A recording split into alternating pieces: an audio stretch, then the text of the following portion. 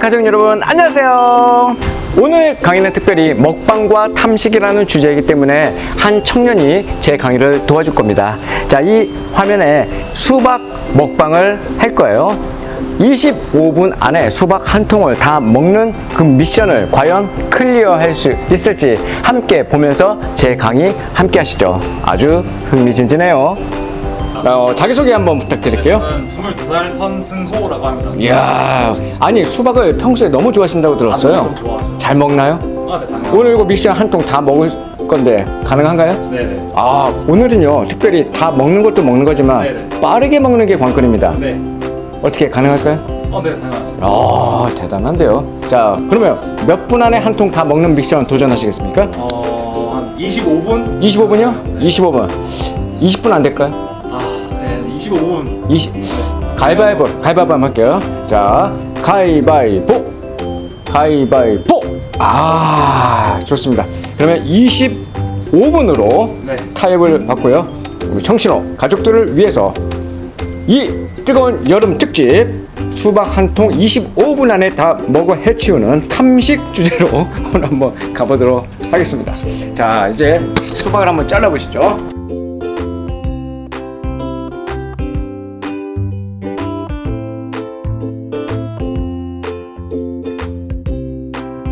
수박 한 통 25분 안에 먹어 치우기. 지금부터 시작하도록 하겠습니다. 준비 시작. 네, 하면 되나요? 네. 너무 더워요. 야외 나오니까 에어컨도 없고 더 덥네요. 어찌됐든 이렇게 더운 날에는 잘 먹어야 건강하죠. 우리말에 목구멍이 포도청이다 라는 말이 있습니다. 이 목구멍, 라틴어로는 굴라라고 하는데요. 잘 먹어야 잘 산다. 뭐 먹고 살기 위해서는 못된 짓도 해야 한다. 뭐 이런 것이 이제 목구멍이 포도청인데요. 사람은 이처럼 먹는 것이 참 중요하죠. 요즘 들어서 이 먹는 것이 중요하다 보니까 이 유튜브를 비롯한 많은 대중매체가 이제 먹방이라는 것이 혹은 쿡방이라는 것이 많이 방영이 되고 있습니다. 자고 나면 새로운 형식과 컨셉을 장착한 신상 먹방이 쏟아지는 이 시대에 왜 많은 사람들이 이렇게 먹방을 보고 찍을까요? 어쩌면 새로운 인간 관계를 원하는 표현은 아닐까 싶어요. 유튜버들이 ASMR로 속삭이듯이 음식을 음미하는 소리를 듣고 있노라면 아니 마치 내가 유튜버와 마주 앉아서 식사를 하고 있다는 착각을 하기도 합니다. 자, 이처럼 먹방이 대유행을 하고 야식을 소확행으로 위로받으려고 하는 이 현대인들이 많아진 만큼 폭식증도 좀 우려가 되고 있어요. 식이장애는 여러 가지가 있어요. 폭식증도 있고 거식증도 있고 신경성 폭식증도 있는데, 자, 이런 폭식증이 있음에도 불구하고 많은 현대인들이 먹방 컨텐츠를 계속해서 소비하고 있는 이유는 과연 무엇일까요? 먹방의 인기 이유 중에 하나는 아마도 전복의 쾌감이 아닐까 싶어요. 전복. 먹는 전복 말고요, 뒤집어 버린다는 거죠. 뭐냐면 한 세대 전만 해도 남의 집에 식사 초대받으면 쌀밥 2그릇쯤 거뜬히 비워야 예의 바른 손님이었죠. 통통한 체형을 문제 삼는 사회적 분위기도 덜했단 말이죠. 근데 요즘은 어때요? 한국 사회는 과식과 탐식에 대한 죄책감을 달고 삽니다.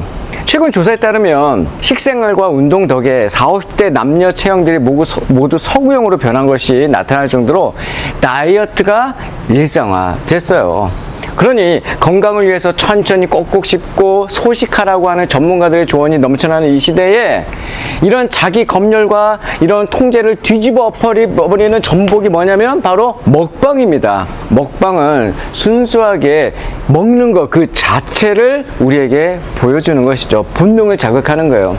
그러니까 각종 식도락 TV 프로그램에서, 식도락이 무슨 말이에요? 식도락은 이 먹는 즐거움이에요. 이 즐거움, 먹는 즐거움, 식도락. 또 먹방의 또 다른 그 인기 이유 중에 하나는 외로움이 아닐까 싶어요. 요즘에 1인 가구가 늘어나면서 가족끼리 한 식탁에 둘러앉아서 먹기가 힘든단 말이에요. 그러니까 혼자 먹는 식사는 아무리 맛있어도 맛이 별로잖아요. 그래서 그 빈 공간을 뭐가 채웠다? 먹방이 채웠다. 그래서 이웃나라 일본에 혼자 밥 먹는 일을 위해서 타인의 식사 장면을 담은 그 영상을 시장에 내놨고, 그 유명한 그 드라마가 있었는데 뭐죠? 고독한 미식가라는 그 드라마가 아주 혼자서 맛깔나게 밥 먹는 그 아저씨가 나와요. 그러니까 이런 미니 시리즈도 적잖은 인기를 끌는 걸 보면 정말 요즘에 먹는 거에 대한 이야기가 굉장히 급부상되고 있어요. 그런데 오늘 이 청신호에서는 이 먹는 것이 그저 즐거움일까? 라는 생각을 넘어서서 죽음에 이르는 7가지 죄 중에 하나가 아닐까라는 그런 제안을 해봅니다. 바로 탐식이에요. 탐식. 아까 제가 굴라라고 라틴어로 썼는데 이게 바로 탐식을 의미하기도 해요. 그림을 하나 보여드릴게요. 이 그림에는 이 식탁에 앉아서 아이가 막 칭얼거리는데도 아저씨가 막 개걸스럽게 혼자 막 먹고 있는 그림이 나옵니다. 죽음에 이르는 7가지 죄 중에 하나인 바로 탐식, 그 이야기를 함께 해볼게요. 자, 탐식은 꽉 찬 배와 텅 빈 영혼이라는 별명을 갖고 있어요. 그러니까 전도서 6장 7절 말씀에 이런 말씀이 있거든요. 사람의 수고는 다 자기의 입을 위함이나 그 식욕은 채울 수 없다. 오늘날은 이렇게 음식에 대한 무제한적인 욕망을 충족을 하죠. 또 그것을 온 사회가 먹방이라든가 이런 걸 통해서 지지합니다. 더 나아가서 음식에 독특한 사회 문화적 지위까지 부여하는 시대가 됐어요. 그런데 성경은 먹는 행위와 영적 상태가 서로 깊이 결부되어 있는 것으로 인식합니다. 잠언 23장 20절에 보면 술을 즐겨하는 자들과 고기를 탐하는 자들과는 더불어 사귀지 말라, 이런 말이 있어요. 그레고리우스는 탐식을 5가지 유형으로 나눴어요. 속식, 탐식, 과식, 미식, 후식. 자, 먼저 속식은요, 급하게 먹는 겁니다. 엄청 급하게 먹는 거예요. 그런데 이것은 단지 빠르게 먹는 것을 이야기하는 게 아니라 음식을 대하면서 감사하지 않는 것이죠. 두 번째는 개걸스럽게 먹는 탐식입니다. 이건 뭐냐면 다른 사람을 배려하지 않아요. 음식에 대한 욕심과 집착으로 맹렬하게 먹는 것을 탐식이라고 합니다.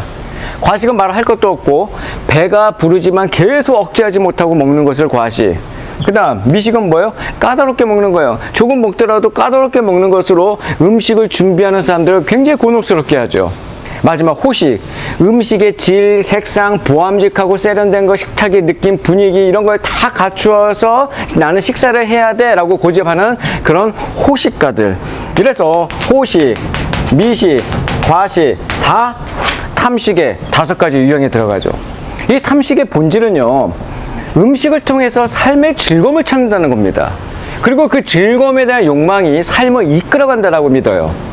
하나님을 떠난 인간이 하나님이 아닌 다른 것을 통해서 다른 것에서 즐거움을 찾고자 하는 욕망을 채워주는 그 훌륭한 방편으로 음식을 동원했다는 사실입니다. 즉, 탐식이란 하나님보다 내 배의 욕구에 더 민감하게 반응하고 그에 순종하는 일종의 우상숭배라는 사실입니다. 식탁은 음식을 중심으로 좀 더 고차원적인 삶이에요. 즉, 서로에게 관심을 가지고 섬기는 삶으로 나아갈 수 있는 풍성한 공간이 바로 식탁이라는 겁니다. 또한 서로 하나됨을 이루고 하나님이 주신 구원을 축하하고 함께 누릴 수 있는 은혜의 공간이 식탁이에요. 하지만 탐식하는 자는 이와 같은 음식 이외의 가치에 대해서 철저히 무감각하고 무감이 심합니다. 탐식자들은 음식과 관련된 모든 소중한 환경과 그것을 주신 하나님, 그리고 사람들의 수고에 감사하는 마음을 가질 시간적인, 경제적인 마음의 여유가 없는 거예요.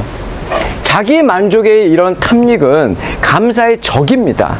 반대로 자기 절제와 훈련은 우리를 감사의 길로 인도하지요. 그래서 어떤 사람은 탐식은 정욕의 어머니라고 이야기를 했어요. 탐식에 빠지면 지성이 흐려지고 욕종이 고조되어 행동이 난잡해진다, 이렇게 말이죠. 자, 그래서 오늘은 우리가 탐식을 이기는 5가지 노하우를 함께 공부해 볼 거예요. 첫 번째, 탐식을 이기는 길 첫 번째는 신령한 음식에 길들여라. 신령한 음식에 길들여라. 하나님의 선하심을 맛보고 그것을 더 즐기도록 만들어 식도락의 습관에서 조금씩 벗어나는 것입니다. 사람이 떡으로만 살 것이 아니요 하나님의 입으로부터 나오는 모든 말씀으로 살 것이라. 그래서 두 번째로 제안합니다. 금식이에요.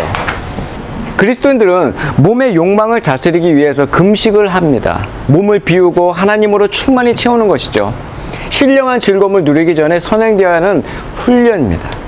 세 번째는 감사함이에요. 우리가 이거 너무나 놓치고 많이 삽니다. 당연한 것으로 생각해요. 음식을 먹고 즐길 때 음식 자체에 집중하는 것을 이제 넘어서야 합니다. 그 선물을 주신 하나님을 생각하고 감사하고 그분의 솜씨를 찬양함으로써 우리는 탐심의 유혹을 극복하고 경건한 삶으로 나아갈 수 있다는 것이죠. 네 번째, 나눔이에요. 구제라고도 할 수 있겠죠?